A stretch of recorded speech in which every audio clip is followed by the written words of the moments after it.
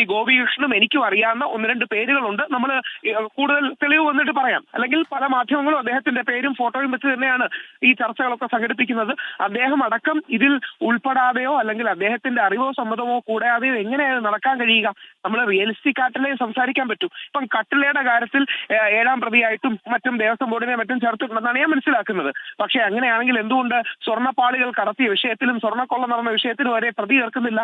അപ്പോൾ ഇത്തരം കാര്യങ്ങളിൽ ആൾക്കാർക്ക് ഇത് രക്ഷപ്പെടുത്തിയെടുക്കാൻ ശ്രമിക്കുന്നതാണെന്ന് സംശയിക്കുന്നതിൽ തെറ്റില്ല. ഒരു ഇലക്ഷൻ വർഷമാണ്. സിപിഎമ്മുമായി ബന്ധപ്പെട്ട സിപിഎമ്മിന്റെ നേതാക്കളോ മുതിർന്ന നേതാക്കളോ ഇതിൽ പ്രതികളായി വന്നാൽ അതിനവർക്ക് രാഷ്ട്രീയപരമായി വലിയ വില കൊടുക്കേണ്ടി വരും എന്നുള്ളതുകൊണ്ട് പാർട്ടിയുടെ ഭാഗത്തു നിന്ന് അവരെ ഡിഫെൻഡ് ചെയ്യുന്നത് സ്വാഭാവികമാണ്. ഒരുപക്ഷെ ഞാനും പാർട്ടിക്കാരനാണെങ്കിൽ അങ്ങനെ ചെയ്യൂ.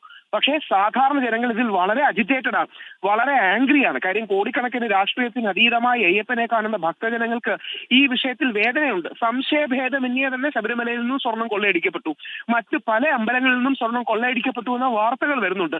ആ വാർത്തകൾ ഇന്ന് 24 ന്യൂസ് അടക്കം രാവിലെ മുതൽ ബ്രേക്കിംഗ് വരുന്നുണ്ട്. അപ്പൊ എത്ര അമ്പലങ്ങളിൽ നിന്ന് ഇങ്ങനെ സ്വർണം കൊള്ളയടിക്കപ്പെട്ട് കാണും? ഇതിന്റെ പിന്നിൽ ഒരു സ്വർണ്ണക്കൊള്ള മാഫിയ, ദേവസ്വം മാഫിയ എന്ന വാക്ക് പറയുന്നത് എനിക്ക് വേദനയുണ്ട്. പക്ഷെ ഒരു ദേവസ്വം ബോർഡ് മാഫിയയെ പോലെ പ്രവർത്തിക്കുകയും സിസ്റ്റമാറ്റിക്കായി, അതായത് വളരെ ഘടനാപരമായി സംവിധാനപരമായി ഒരു സ്വർണ്ണ ലൂട്ട് നടത്തുകയല്ലേ ചെയ്തത്.